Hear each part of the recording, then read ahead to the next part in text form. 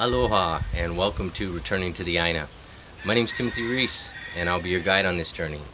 In this week's episode, we'll take an in-depth look at the nutrients that plants require. We also had the opportunity to interview Paul Massey with the Food Forest in Kalihiwai. And we'll also take a look at another method of growing food that does not require any soil. We set up an aquaponics system, a flood and drain aquaponics system. So, ehele mai. Aloha, I'm here with Paul Massey in the Kalihiwai area, and we're at the Food Forest, which is open to the public. Highly encourage people to come visit the Food Forest, and I'm going to let Paul go ahead and introduce himself, but they're doing some really cool stuff here that's really changed my life for the better. Yeah, aloha everyone. It's so great to welcome you to the forest today. The forest has been here for 7 years, 7.5-year-old project right now, and just continues to increase in its diversity, its production, its resilience. And it's all about the connection of people with plants, growing foods that sustain us, that are appropriate for our climate, foods that are highly nutritious, and focusing on diversity, which is something I'm really excited to talk about with you today. Super cool. Yeah. You know, the thing that really got me when I was working next door was this permaculture idea and what you have going on here. The variety of plants. You have so many plants in this area. You've got small plants, big plants, real tall trees, and that really was an aha moment for me where I realized you guys here were maximizing the space that you had. You were utilizing every inch, whereas coming from like an organic commercial farm, there's lots of dirt and even in yards and whatnot. So that was the thing. So I don't know if you want to talk about how you made this come to be and some of the practices of Absolutely. permaculture. I was definitely inspired by permaculture, the permaculture movement, the principles and practices of permaculture, looking at the entire system as a whole, the interconnection and the interrelatedness of the different components, which are plants, the soil, the atmosphere, water, nutrients, and humans, of course.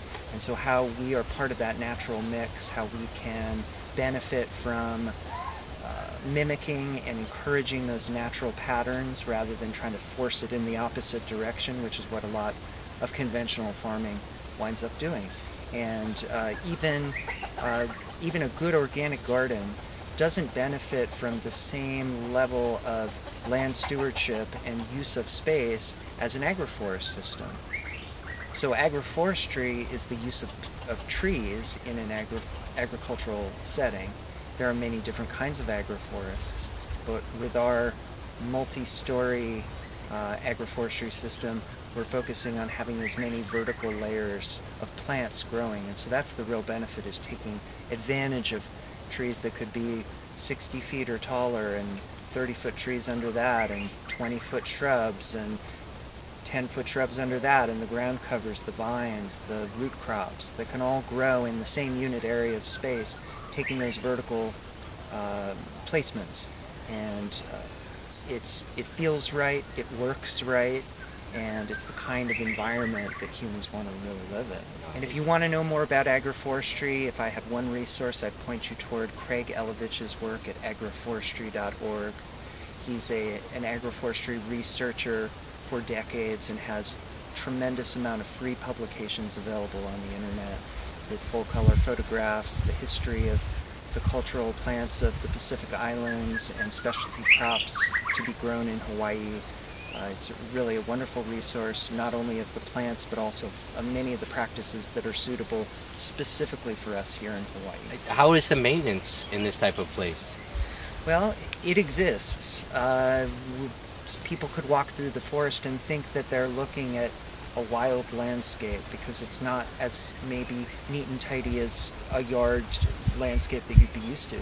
But these are highly managed landscapes, and they do take humans interacting, making choices, planting a host of different plants, and then monitoring and managing the relationships between these plants. If they grow quickly and slowly, and some grow tall and some grow wide, And if you let it all grow with no care, you just have a mess on your hands and you wouldn't get the production.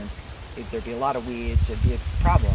So we do have to come in. It's not maintenance free, yet if we really, really manage an area well, then we can walk away from that area for months at a time.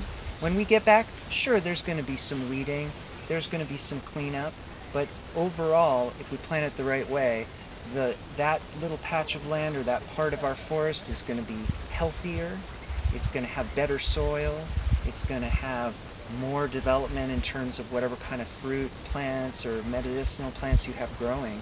And it's all about the combinations that we choose to use together. And the Food Forest has been a great laboratory for us. We have over 200 species and varieties of useful plants. Wow. So we're putting all kinds of different plants in relationships with each other and seeing who likes to get along and who works well with each other. Not everybody wants to live here, but we focus in and on those ones that really do well and are always trying something. What I really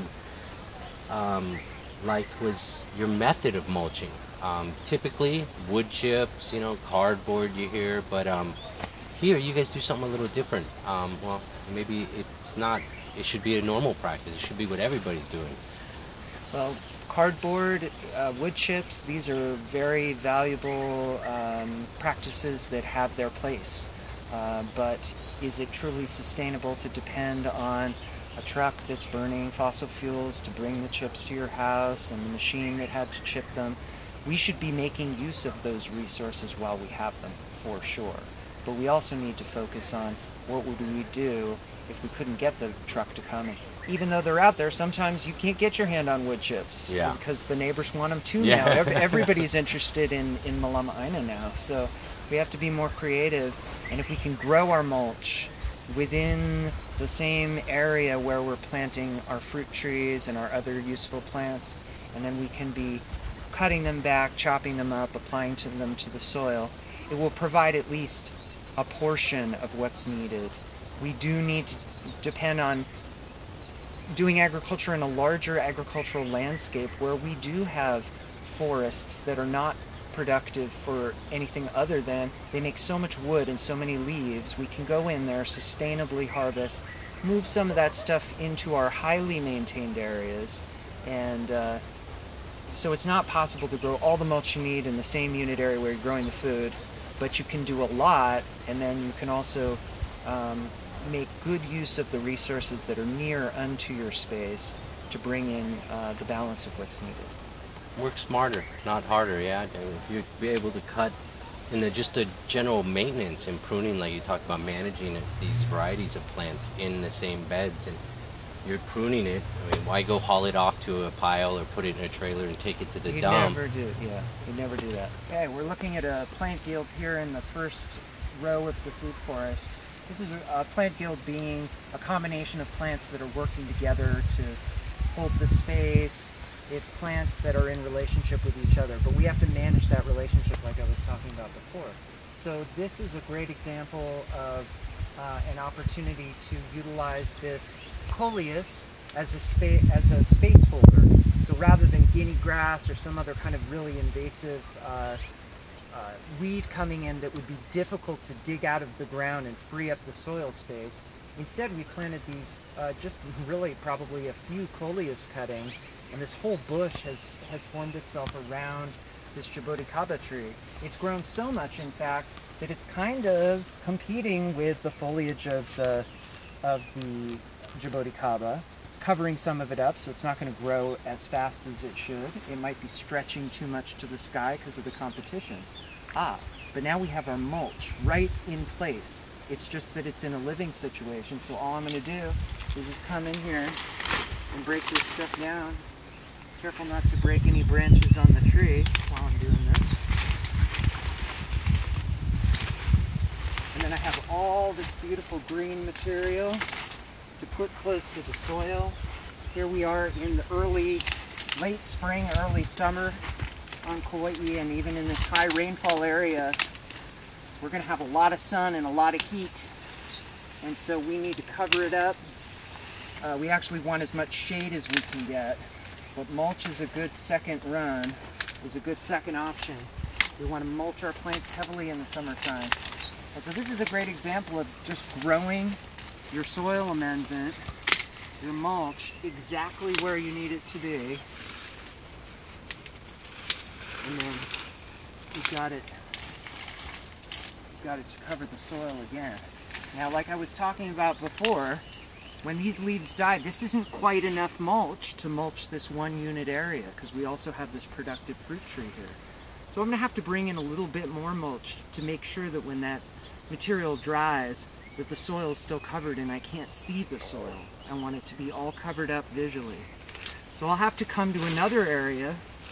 Here, look at all this coleus. It's a seed. I can take just the top half of it off.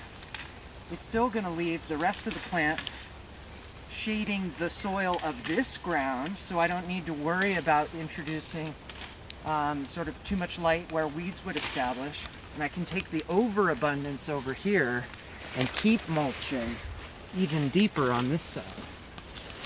And so if you have a big enough system, even if it's a small yard, you're going to have enough material that you can move just a little bit further from where you need it to do the job you need to mulch in another area. But only if you work with the right kind of plant species that are particularly good and adapted or suitable for this kind of environment. So if you want to see more of those plants growing, you can come to the Kauai Food Forest and check it out. You can find us on the web at kauaifoodforest.org.